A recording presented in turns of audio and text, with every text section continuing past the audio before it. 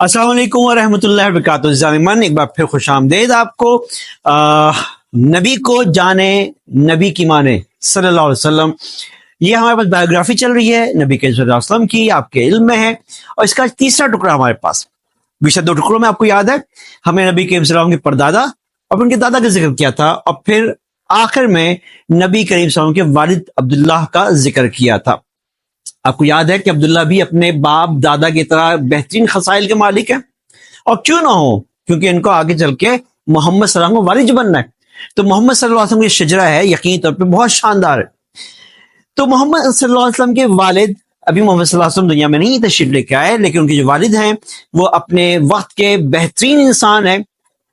اور جب وہ جوان ہوتے ہیں تو پھر اپنے باپ کے ساتھ تجارت لگ جاتے ہیں، اور پھر اس کے بعد ان کے والد صاحب ان کو ان کی شادی ان کے ننیال کی خاتون، معزز خاتون جن کا تعلق یثرب سے تھا. یثرب یاد ہے آپ کو، مدینہ کا اصل نام تھا.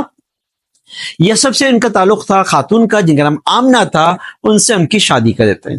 یہ بات ہے سن 570 عیسوی کی، 570 عیسوی کی، جب عبداللہ کی شادی، جناب عبداللہ کی شادی بی بی آمنہ سے ہوتی ہے. اس کے بعد ہمارے پاس ان کی شادی ہوتی ہے، اور شادی کے کچھ عرصے کے بعد ان کے والد عبد المطلب عبداللہ سے کہتے ہیں کہ آپ جائیے، جا کے مدینہ سے تازہ کھجوریں خرید کر لے آئیے، کیونکہ مکہ کے اندر کھجوروں کے درخت باغات نہیں تھے، اور مدینہ کے اندر کھجوروں کے باغات تھے اور آج بھی موجود ہیں. تو مدینہ سے کھجوریں، یثرب سے کھجوریں خرید کے لائی جاتی تھی. تو عبداللہ کے صاحب کو بھیجا جاتا ہے کہ آپ جائیے اور جا کر کے وہاں سے کھجوریں خرید کر لے آئیے. لیکن عبداللہ صاحب جب روانہ ہوتے ہیں اور وہاں جا کر ان کا انتقال ہو جاتا ہے، عبداللہ واپس نہیں آ پاتے. اینیو عبداللہ صاحب کی پیدائش کے غالباً 2 مہینے کے بعد، مختلف روایت کے مطابق جو زیادہ مقبول روایت ہے، ان کے انتقال کے 2 مہینے کے بعد نبی کریم صلی اللہ علیہ وسلم کی ولادت ہوتی ہے. لیکن یہاں پہ نبی کریم صلی اللہ علیہ وسلم کی ولادت سے پہلے ایک اور واقعے کا ذکر کر لیں، پھر ہم آتے ہیں نبی کریم صلی اللہ علیہ وسلم کی ولادت کے اوپر.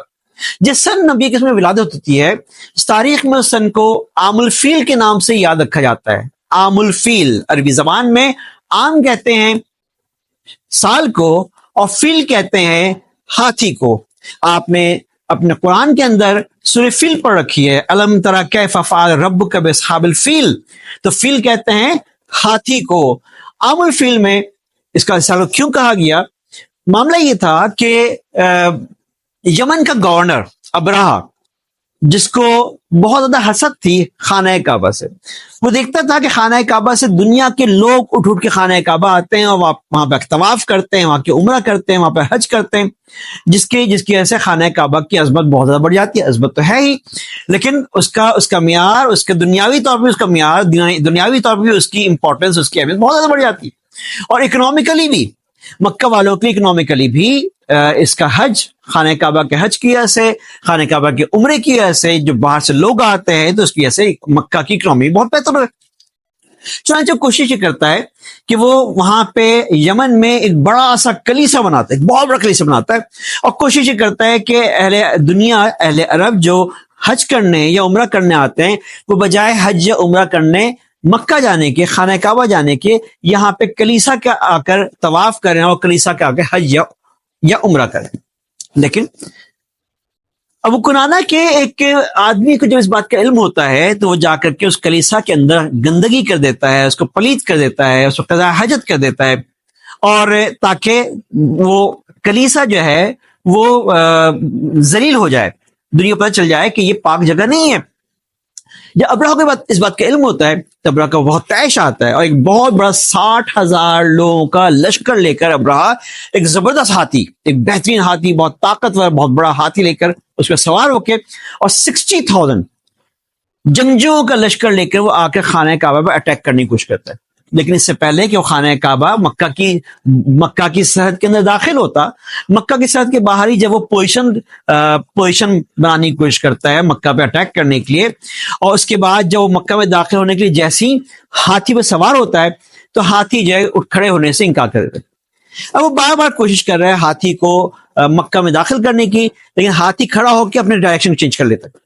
اور جب کبھی ابرہہ کوشش کرتا ہے کہ ہاتھی کو لیفٹ پر لے جائے یا رائٹ پر لے جائے یا بیک پر لے جائے تو ہاتھی جانے کے تیار ہو جاتا. لیکن جیسی وہ کوشش کرتا کہ اس کو مکہ میں انٹر کرایا جائے تو ہاتھی جانے سے انکار کرتا. ایسے میں اللہ تعالیٰ آسمان پہ ہزاروں ابابیل یعنی چھوٹے چھوٹے پرندے چڑیا جیسے پرندوں کو بھیجتا ہے جن کے دونوں پیروں میں اور چونچ میں 3 عدد کنکر موجود ہوتے ہیں، اور ساری کی ساری ابابیل آ کر کے اس لشکر کے اوپر 60,000 کی فوج کے لشکر پہ آ کر اپنی ابابیل جو اپنے اپنی کنکر کو پھینکتی ہیں، اور جس کو وہ کنکر لگتا ہے وہ بندہ وہیں پہ جل کے خاکستر ہو جاتا ہے. اگرچہ ہر ایک کوئی کنکر نہیں لگتا، کئیوں کو لگتا ہے، ہزاروں کو لگتا ہے، اور باقی کئی ہزار جو ہے ان کی بھگدڑ مچ جاتی ہے اور وہ وہاں سے بھاگ جاتے ہیں. اور اس طرح سے اور ابرہا بھی اسی بھگدڑ کے اندر مارا جاتا ہے. اس کی وجہ سے سال کو تاریخ میں عام الفیل کہتے ہیں. آئیے ہم واپس چلتے ہیں اب محمد صلی اللہ علیہ وسلم کی پیدائش کی طرف. یکایک ہوئی غیرت حق کو حرکت، بڑھا جانب قبیس ابر رحمت، ادا خاک بتانے کی وہ ودیت، چلے آتے دیتے تھے جس کی شہادت، ہوئی پہلوے آمنہ سے حویدہ، دعائے خلیل اور نوید مسیح. جی ہاں، نبی کریم صلی اللہ علیہ وسلم کی پیدائش ہوتی ہے. نبی کریم صلی اللہ علیہ وسلم جن کی پیدائش ہوتی ہے بی بی آمنہ ان کی والدہ اور عبداللہ ان کے والد. اور یاد رہے کہ عبداللہ دنیا کے پہلے آدمی جن کا نام عبداللہ رکھا گیا ہے، اور بی بی آمنہ دنیا کی پہلی خاتون ہے جن کا نام بی بی آمنہ رکھا گیا ہے. آمنہ سے مراد ہے امن والی، عبداللہ سے مراد ہے اللہ کا غلام. تو یہ بہترین لوگ ہیں اپنے زمانے کے جو کہ نبی کے والدین بن رہے ہیں. اور کیوں نہیں ہوتے؟ یقین طور پہ جیسے نبی کریم صلی اللہ علیہ وسلم دنیا کے بہترین انسان ہیں، اسی طرح سے ان کے والدین بھی دنیا کے بہترین لوگ تھے. لیکن نبی کی پیدائش جو ہوتی ہے وہ آپ کو بتایا جا چکا کہ ان کے والد کے انتقال کے تقریباً 2 مہینے کے بعد ہوتی ہے. اب سلسلہ یہ ہے کہ نبی کی پیدائش جب ہوئی تو وہاں پہ مکہ کے اندر خاص طور پہ ایک رواج تھا کہ نوزائیدہ بچوں کو دودھ پلانے کے لیے وہاں پہ جو سراؤنڈنگ کے جو دیہاتی علاقے تھے وہاں کی عورتوں کے حوالے کر دیا جاتا تھا. تو خدا کرنا ایسا ہوا کہ اس زمانے میں سن میں 571 AD میں یا عام الفیل میں مکہ کی سراؤنڈنگ کے اندر بہت خشک سالی ہوئی ہے، اور وہاں پہ پانی کی کمی ہو گئی ہے، وہاں پہ فصلوں کی کمی ہو گئی ہے، وہاں پہ ہریالی کی کمی ہو گئی ہے. تو ہوا یہ کہ وہاں سے سراؤنڈنگ سے خواتین آتی مکہ میں، اور آ کر کے وہاں جس گھر میں نوزائیدہ بچے ہوتے تھے ان کو لے کر چلی آتی تھی، اور پھر 2 سال 3 سال تک ان کو پرورش کیا کرتی تھی. اور مقصد 2 ہوا کرتے تھے. نمبر 1 سے ان کو دودھ پلانا، اور ایز ویل ایز اس کے علاوہ جو اصل مقصد ایک اور ہوتا تھا وہ یہ کہ جو خواتین ہیں، جو دیہاتی خواتین ہیں، ان کی عربی بہت شاندار ہوتی تھی. تو لوگ یہ چاہتے تھے، شرفا یہ چاہتے تھے کہ ہمارا بچہ جب ان کی گود میں پلے گا تو ان سے بہت اچھی قسم کی عربی بھی سیکھ لے گا، اور جب وہ دیہاتی علاقے میں ایک اچھی آب و ہوا میں بچہ پلے گا تو اس کی قد کاٹ بھی اس کا بہت بہترین ہوگا. لہٰذا یہاں پہ بہت ساری عورتیں آئی مکہ کے اندر، اور آ کر کے انہوں نے چاہا کہ اپنے لیے کوئی بچہ گود لے لے. تو جتنی بھی عورتیں آئیں سب کو کوئی نہ کوئی بچہ مل گیا.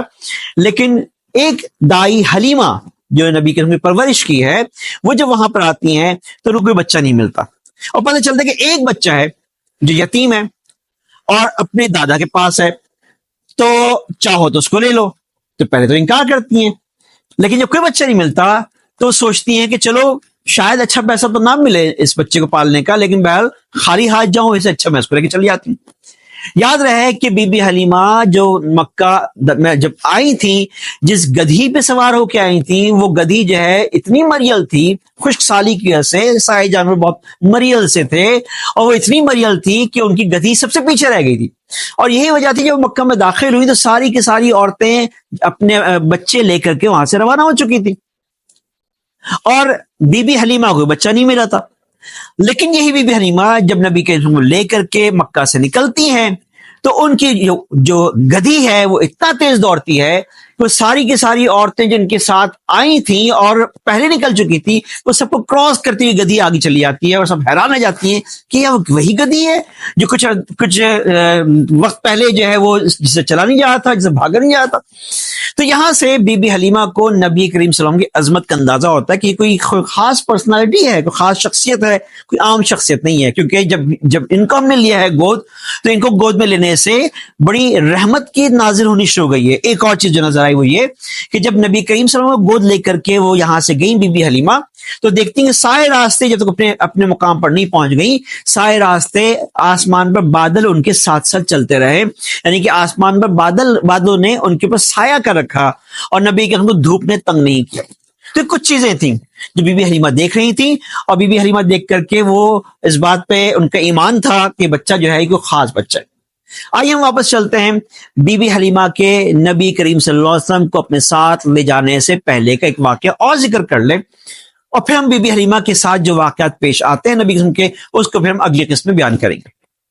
معاملہ یہ ہے کہ آدم علیہ السلام سے لے کر عیسیٰ علیہ السلام تک جتنے انبیاء کرام دنیا میں آئے، تمام تر انبیاء کرام کو علم تھا اس بات کا، بتا دیا گیا تھا کہ سب سے آخری نبی جو آئیں گے وہ حجاز میں آئیں گے یا مکہ و مدینہ کی سراؤنڈنگ میں آئیں گے، جو کھجور والی سرزمین پہ آئیں گے۔ اور میں نے ابھی آپ کے سامنے ذکر کیا تھا کہ ہوئی پہلو آمنہ سے ہویدا دعائے خلیل اور نوید مسیح، یعنی آمنہ کے پہلو سے کہ ان کے جسم سے پیدائش کس کی ہوئی ہے؟ دعائے خلیل اور نوید مسیح۔ دعائے خلیل سے کیا مراد ہے؟ یعنی ابراہیم علیہ السلام کی دعا۔ ابراہیم علیہ السلام نے جب اسماعیل علیہ السلام کے ساتھ خانہ کعبہ کی تعمیر کی تھی مکہ میں، تو وہاں پہ دعا کی تھی کہ اللہ آخری نبی کو میری اولاد میں سے پیدا کرنا۔ تو یہ بن گئے دعائے خلیل، ابراہیم علیہ السلام کی ہی نسل۔ ابراہیم علیہ السلام کے دو بیٹے اسماعیل علیہ السلام اور اسحاق علیہ السلام۔ اسماعیل علیہ السلام جو بڑے بیٹے ہیں ان کی نسل میں آگے کوئی بھی نبی نہیں آیا، لیکن جو آخری نبی ہیں اسماعیل علیہ السلام کی نسل میں سے آئے ہیں نبی کریم صلی اللہ علیہ وسلم۔ اور جو ان کے دوسرے بیٹا ہیں ابراہیم علیہ السلام کے، جن کا نام ہے اسحاق علیہ السلام، اسحاق علیہ السلام کے دو بیٹے جن میں سے ایک یعقوب علیہ السلام نبی بن گئے، اور پھر یعقوب علیہ السلام کے 12 بیٹے جن میں سے ایک یوسف علیہ السلام نبی بنے۔ لیکن یعقوب علیہ السلام کے 12 بیٹے ہیں، ان 12 بیٹوں سے 12 اقوام بنی، اور یہ ساری کی ساری اقوام کہلائی بنی اسرائیل۔ اور پھر اسحاق علیہ السلام کے بعد، یعقوب علیہ السلام کے بعد دنیا میں جتنے انبیاء کرام آئے، کوئی لاکھ سے اوپر کے قریب آئے، اور جو 1.25 لاکھ میں سے جو بڑا حصہ انبیاء کرام کا وہ سارا بنی اسرائیل کا ہے۔ تو سارے کے سارے انبیاء کرام کہاں آئے؟ سارے کے سارے بنی اسرائیل میں آئے، یعنی کہ یعقوب علیہ السلام کی اولادوں میں سے ان کی 12 اقوام بنی ہیں، ان 12 شاخیں بنی ہیں، انہی میں تمام تر انبیاء کرام آئے۔ اور نوید مسیح کہتے ہیں عیسیٰ علیہ السلام کو۔ عیسیٰ علیہ السلام نے بھی اپنی امت کو، اپنی قوم کو بتا دی تھی، خوشخبری دے دی تھی، نوید مطلب خوشخبری انہوں نے دے دی تھی کہ میرے بعد اب آخری نبی آئیں گے، اور وہ کہاں پہ آئیں گے؟ وہ اسی سرزمین پہ آئیں گے، حجاز کی سرزمین پہ آئیں گے۔ تو اس لیے نبی کو دعائے خلیل بھی کہا جاتا ہے اور نوید مسیح بھی کہا جاتا ہے۔ تو اب عیسیٰ علیہ السلام نے جب سب کو یہ خبردار کر دیا تھا، خوشخبری دی تھی کہ میرے بعد آخری نبی آئے گا، اور وہی آخری نبی جو ہوگا وہ حجاز میں آئے گا، اور تم میرے بعد ان کو فالو کرنا، تم میں جو موجود ہوں وہ ان کو فالو کریں گے، ان کی پیروی کریں گے۔ تو اب یہودیوں اور عیسائیوں کے جتنے بڑے بڑے راہب تھے، اسکالرز تھے، علماء کرام تھے، سب کی میں بات تھی کہ نبی کریم صلی اللہ علیہ وسلم کی آخری نبی کی پیدائش ہونے والی، وہ پیدائش کہاں پہ ہوگی؟ وہ حجاز کی سراؤنڈنگ میں، مکہ مدینہ کی سراؤنڈنگ میں کہیں پہ ہوگی۔ تو بڑے بڑے اسکالرز یہودیوں کے اور عیسائیوں کے مکہ اور مدینہ کی سراؤنڈنگز میں آ کے آباد ہو گئے تھے۔ اب خدا کرنا ایسا ہوا کہ جس وقت محمد صلی اللہ علیہ وسلم کی پیدائش ہوئی ہے، ایک بہت بڑا یہودیوں کا عالم مکہ کی سراؤنڈنگ میں چکر کاٹ رہا تھا، اس کی کیلکولیشن اس کو بتا رہی تھی، اس کو بتا رہا تھا کہ یہ وہ ٹائم ہے جب آخری نبی کو پیدا ہونا ہے۔ اور وہ آیا مکہ میں، اور مکہ میں آ کے معلوم کیا کہ کوئی بچہ پیدا ہوا ہے، پتہ چلا ہاں عبد المطلب جو ہمارے سردار ہیں ان کے یہاں پوتا پیدا ہوا ہے، یتیم بچہ پیدا ہوا ہے ان کے یہاں۔ وہ کہتا ہے میں ملنا چاہتا ہوں، میں جا کے مبارکباد دینا چاہتا ہوں۔ وہ آتا ہے اور آ کے عبد المطلب سے کہتا ہے کہ مجھے پتہ چلا ہے، میں مسافر ہوں، پتہ چلا ہے کہ آپ کے یہاں ولادت ہوئی پوتے کی، تو میں آپ کی خوشیوں میں خوش ہونا چاہتا ہوں، اس کو دیکھنا چاہتا ہوں۔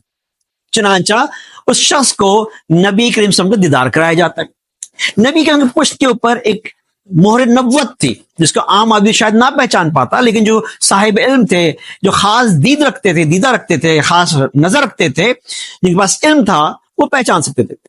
لہٰذا اس یہودی عالم نے جیسی ہی اس کی نظر پڑی اس پشت کے اوپر مہر نبوت پہ، وہ پہچان گیا اور ایک چیخ ماری، ایک نعرہ بلند کیا، ہائے آج بنی اسرائیل سے نبوت کا خاتمہ ہو گیا، اور یہ نعرہ بلند کر کے وہ وہیں پہ بے ہوش ہو گیا۔ اللہ اکبر! آپ دیکھیں کیسی بات ہے، یہ کیسا تعصب ہے۔ سارے کے سارے انبیاء کرام جو بنی اسرائیل میں پیدا ہو رہے ہیں، اب بنی اسرائیل کو اس بات کا حسد ہے کہ آخری نبی ان کے یہاں کیوں نہیں پیدا ہوا، اور اس حسد نے لے کر کے، اس حسد کی وجہ سے وہ جو عالم تھا وہ وہاں پہ بے ہوش ہو گیا. کیا حسد ہے؟ حسد یہ کہ آخری نبی جو ہے وہ ہماری قوم میں سے کیوں نہیں آئے. اور یہ حسد ان لوگوں کو یہودیوں میں اور مسیحیوں میں آج تک یہ حسد موجود ہے کہ آخری نبی جو ہے ہمارے کیوں نہیں آئے. اور یہی حسد جو ہے ان کو آج بھی مسلمانوں سے بیزار کرتی ہے، مسلمانوں کے دشمن بنا دیتی ہے. ہم یہاں پہ اپنی بات کو ختم کریں گے اور اگلے ٹکڑے میں انشاءاللہ بیان کریں گے نبی قسم کی پیدائش کے بعد کون سے واقعات ہوئے، بی بی حلیمہ جن کو لے کر گئیں تو انہیں کیا آبزرو کیا، پھر ان کے بچپن کو ہم ڈسکس کریں گے اگلی نشست میں انشاءاللہ. جزاک اللہ. السلام علیکم ورحمۃ اللہ وبرکاتہ.